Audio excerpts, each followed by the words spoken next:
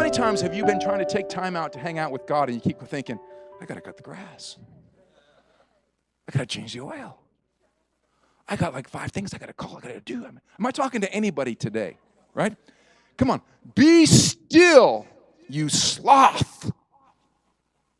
Be slothful.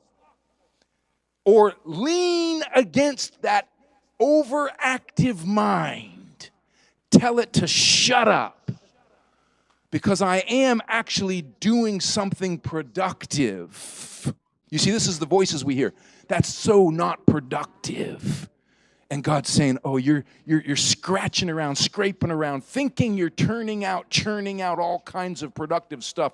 And if you would just learn to be still enough in my presence, if you would learn to be still, if you would discipline stillness. I tell you, this is one of the hardest deals for me because my mind runs, man. I have lists. Don't ask me for them. You would be very bored by them. But they're very real, and they talk to me at any time they want. They don't ask permission. They don't sign up for an appointment. They just show up. You know, I've learned when I'm praying, here they come.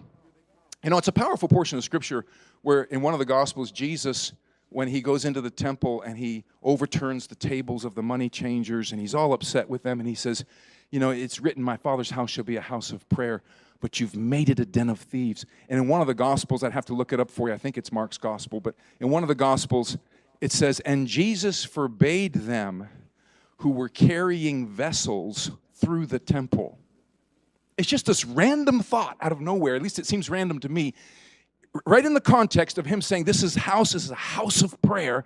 And it says, and Jesus forbade them who were carrying vessels through the temple.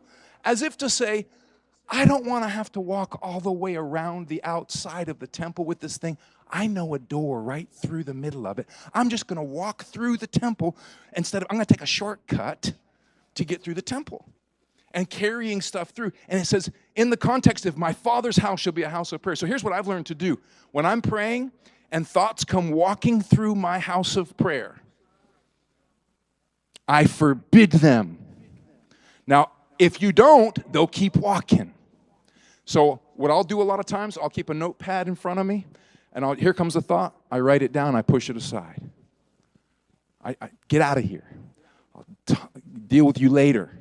You're not going to defile my communion with God. And it's a full-on war. Being still and knowing